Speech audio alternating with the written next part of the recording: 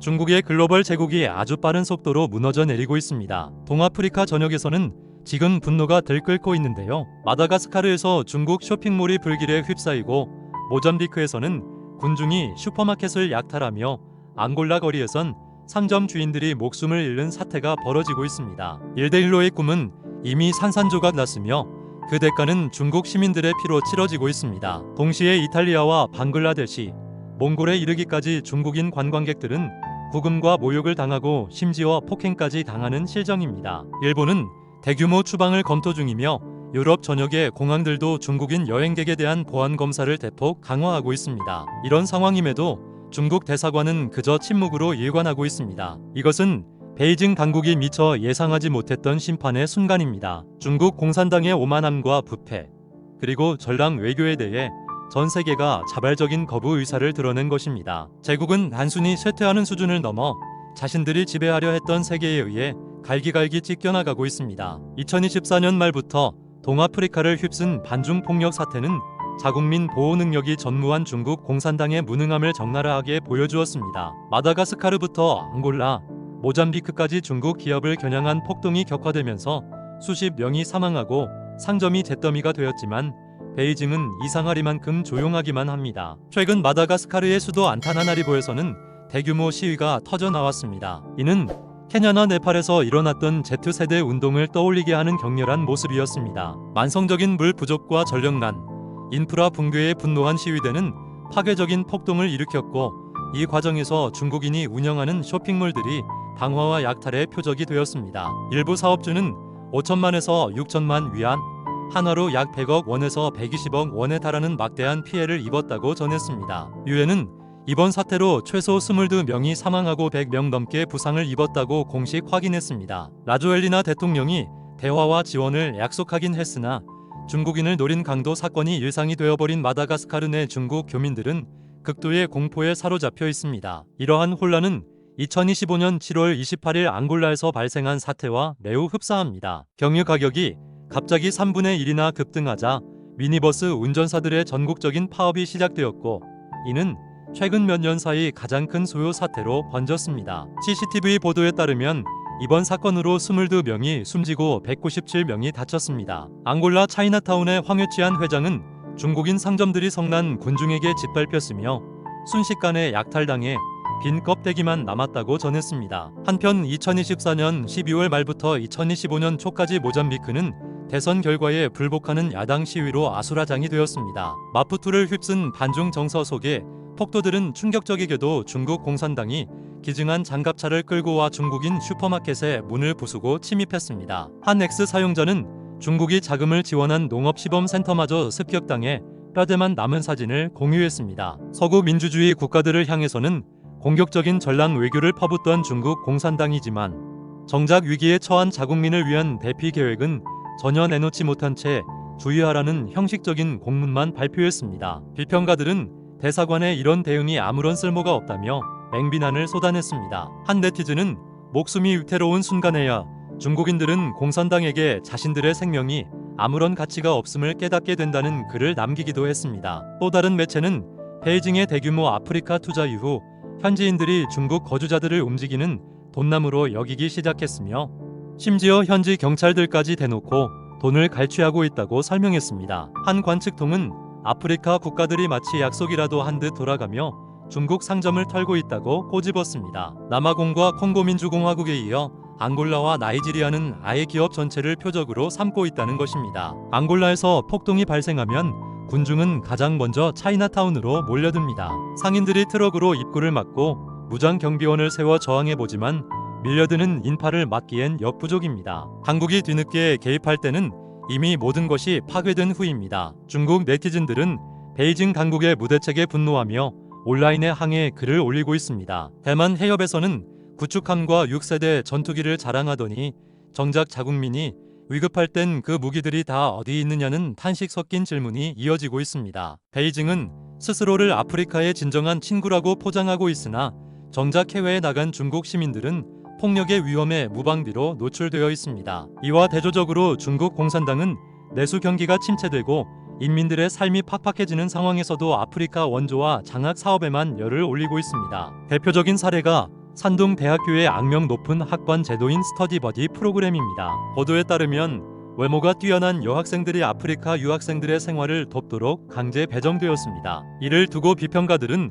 원치 않는 임신과 낙태, 그리고 혼혈 출산 등의 심각한 부작용을 낳았다고 지적합니다. 특히 프로그램 시행 이후 해당 대학의 에이즈 감염률이 295.2%나 폭등하며 유흥가 수준에 도달했다는 의혹마저 터져 나왔습니다. 문제는 단 하나의 캠퍼스에 국한되지 않습니다. 한 주민은 2007년 당시 에이즈로 입원했던 잠비아 유학생이 100명이 넘는 중국 여대생들과 관계를 맺었다고 자백했으며 그중 최소 20명이 HIV 감염 확진을 받았던 사건을 회상했습니다. 대중들의 불안을 더욱 키운 것은 중국 정부가 2010년에 아프리카 학생들에 대한 건강검진 의무 조항을 폐지했다는 점입니다. 한 네티즌은 간디의 유명한 격언인 인류를 망하게 하는 7가지 조약을 인용했습니다. 그것은 원칙 없는 정치, 노력 없는 부, 인격 없는 지식, 인간성 없는 과학, 도덕 없는 상업, 양심 없는 쾌락, 그리고 희생 없는 숭배입니다. 이에 대해 다른 네티즌은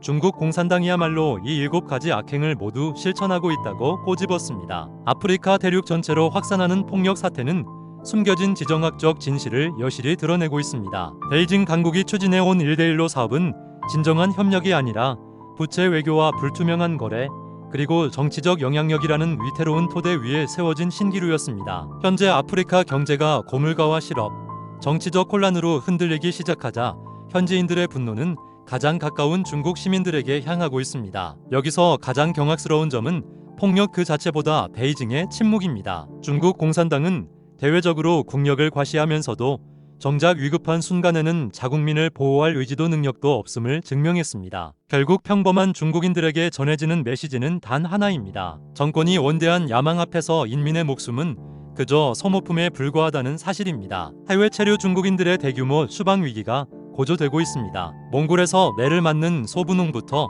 최빈국에서조차 멸시받는 강대국의 초라한 민낯이 드러나고 있습니다. 온라인상에서 화제가 된 영상에는 방글라데시 브리가냐 강을 찾은 중국 관광객의 모습이 담겼습니다. 그가 다가서자마자 현지 아이들이 입에 담기 힘든 욕설을 쏟아냅니다. 여행객이 침착하게 제지해 보았으나 그가 등을 돌리는 순간 욕설은 다시 터져 나왔습니다. 이런 수모는 이제 해외로 나가는 중국 여행객들에게 피할 수 없는 일상이 되어가고 있습니다. 역설적이게도 방글라데시는 베이징이 추진하는 1대1로 프로젝트의 핵심 거점입니다. 중국은 전략적 협력을 기대하며 항만과 철도 등 인프라 건설에 수십억 위안의 거금을 투자해 왔습니다. 그러나 이처럼 막대한 자본을 투입했음에도 불구하고 많은 중국인 방문객은 여전히 지독한 차별과 적대적인 시선에 시달리고 있습니다. 돈으로 환심을 사려 했던 시도는 실패했고 돌아온 것은 오직 냉대뿐이었습니다. 이와 유사한 사건은 세계 곳곳에서 포착됩니다. 말레이시아를 거쳐 싱가포르에 도착한 한 중국인 여행객은 경찰관들에게 붙잡혔습니다. 당국은 귀국 항공권 제시를 요구하며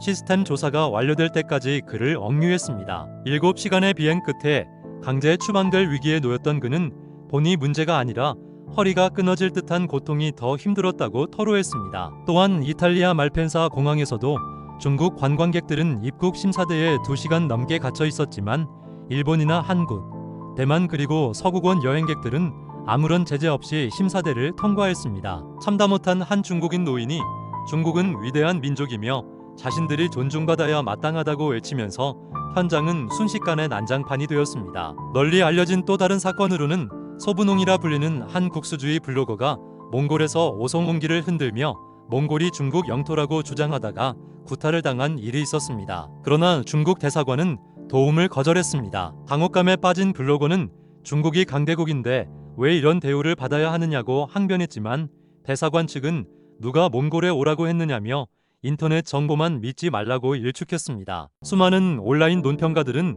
이러한 모순적인 상황을 비웃으며 냉소적인 반응을 보였습니다. 베이징 당국이 영원한 우정이라는 명분을 내세워 타국의 차관을 제공하고 선전전을 펼칠 때 정작 평범한 중국인들은 타지에서 의심과 적대감, 폭력 속에 방치된 채 스스로 살아남아야 하느냐 처지입니다. 일부 네티즌들은 일부 중국인들의 몰상식한 행동이 해외 평판을 더욱 악화시키고 있다고 비판했습니다. 실제로 이탈리아 공항에 한 중국인 여성은 기내 수화물 무게 제한 초과로 탑승이 거절되자 추가 비용 지불이나 위탁을 거부하며 바닥에서 통곡하는 추태를 부렸습니다. 결국 경찰이 출동했고 그녀는 탑승 명단에서 빠지게 되었습니다. 러시아의 한 호텔에서도 새벽 3시에 중국인 부부가 큰 소리로 다퉈 투숙객 전체의 잠을 깨우는 민폐를 끼치기도 했습니다. 보안 요원이 수차례 문을 두드려도 아무런 대답이 없자 분노한 한 투숙객은 외국인들이 우리를 어떻게 보겠느냐며 스스로 반성해야 한다고 비난했습니다. 러시아가 중국의 무비자 입국을 허용하지 않는 데에는 예의 없는 행동이라는 분명한 이유가 있다는 일침이었습니다. 일본 역시 영향권에 있습니다. 일본 정부가 경영관리 비자에 자본금 요건을 6배나 올리고 심사 문턱을 높이면서 약 2만 명에 달하는 중국인 지원자들이 위기에 몰렸습니다. 기존 심사 대상자들까지 재정 및 고용 서류를 재제출해야 하는 상황입니다. 대다수의 중국 가정이 실제 사업 운영보다는 자녀 교육이나 의료 혜택을 위해 이 비자를 신청했던 터라 이제 승인을 받기란 하늘의 별 따기가 되었습니다. 한 여성은 57세인 농부 어머니의 여행 비자를 신청했다가 겪은 고충을 털어놓았습니다. 본인의 재정 서류로 보증을 썼음에도 기존에 발급받은 3년짜리 비자 사용 이력이 없다는 이유로 보증인 자격 미달 판정을 받았다는 것입니다. 상하이에서 발급한 예금 증명서조차 베이징 대사관에서 반려되며 2차례나 비자가 거절되었습니다. 그녀는 내년에 다시 시도하겠다며 한숨을 내쉬었고 서민들이 선진국 비자를 받는 것이 얼마나 험난한지 호소했습니다. 일본 내 반응도 뜨겁습니다. 온라인상에서는 일본이 중국인들에게 장악당하고 있으며 외국인 주택 구매자의 70%가 중국인이라는 게시물이 급속도로 퍼지며 논란이 일고 있습니다. 일각에서는 유사시 중국인들이 본국의 압박에 못 이겨 간첩 활동이나 파괴 공작에 동원될 가능성을 우려하고 있습니다. 일본에 정착한 많은 중국인 교민들 역시 이러한 사회적 불안을 인지하고 있습니다. 동포들의 탈출 심정은 이해하나 대규모 이민자가 특정 지역에 몰릴 경우 도쿄의 치안과 안정이 저해되어 반중 정서가 커질 것을 걱정하는 것입니다. 최근 공개된 한 영상은 이런 분노에 불을 지폈습니다. 일본어를 못하는 척하며 과일 가게에서 돈도 내지 않고 포도를 먹거나 상인을 모욕하고 비천의 소란과 호텔 노숙, 공중 화장실 세발 행위를 애국이라 포장하는 중국인 유학생의 모습에 시청자들은 나라 망신이라며 거센 비난을 쏟아냈습니다. 전문가들은 온라인 조회수에 집착하는 소위 크리에이터들이 유명세와 수치를 구분하지 못한다고 일침을 가했습니다. 한편 서울 도심은 천멸중공 현수막으로 뒤덮였고 반중 시위와 서울대 시진핑 자료실 폐쇄 움직임까지 거세지고 있습니다. 최근 몇 년 사이 한국, 특히 서울 도심에서는 반공 및 반중 집회가 눈에 띄게 늘었습니다. 정부가 중국 단체 관광 비자 제한을 풀기로 하자 대규모 반대 시위가 일어난 것입니다. 지난달에는 하늘이 중국 공산당을 멸한다는 뜻의 천멸중공 문구가 새겨진 대형 현수막이 등장해 화제가 되었습니다. 이 구호는 이제 단순한 집회용 구호를 넘어 공산당 독재 체제에 고통받는 전 세계인들의 보편적인 공감대를 대변하고 있습니다. 서울 도심 광장에 모여든 수백 명의 집회 참가자들은 한국인을 위한 한국, 중국 선박 입항 금지 등의 문구가 적힌 피켓을 들고 목소리를 높였습니다. 이들은 중국인은 한국을 떠나라고 외치며 시진핑 주석과 앙링등 중국 지도부를 향해 거센 비난을 퍼부었습니다. 또한 오성홍기를 소각하고 중공 간부들의 사진을 훼손하는 퍼포먼스도 벌였습니다. 특히 현장에는 중국인 단체 관광객 유입으로 인한 경제 및 사회적 혼란을 염려하는 젊은 세대의 참여가 두드러졌습니다. 대중의 불만은 훨씬 깊은 곳에 뿌리를 두고 있습니다. 최근 몇 년간 단체제 인사에 대한 중국 공산당의 초국가적 탄압은 전 세계적인 지탄을 받았습니다. 한국 당국 역시 국내에서 무단으로 운영되던 중국 비밀 경찰서 내 곳을 적발한 바 있습니다. 해당 장소는 중국 반체제 인사들을 압박하여 강제 송환하려 했던 비밀 거점으로 확인되었습니다. 이 사실은 한국 사회에 큰 충격을 주었으며 명백한 주권 침해 행위로 받아들여졌습니다. 더욱 놀라운 점은 2022년 대통령 선거 당시 중국 측이 여론 조작을 시도하고 가짜 뉴스를 유포해 정치적 결과에 영향을 미치려 했다는 국가 정보기관의 발표입니다. 전문가들은 이를 단순한 개입을 넘어 한국의 민주주의 시스템에 대한 정면 공격이자 심각한 내정 간섭이라 평가하고 있습니다. 이러한 시위 분위기는 한국을 찾은 외국인 관광객들에게도 긴장감을 조성하고 있습니다. 실제로 서울 시내에서는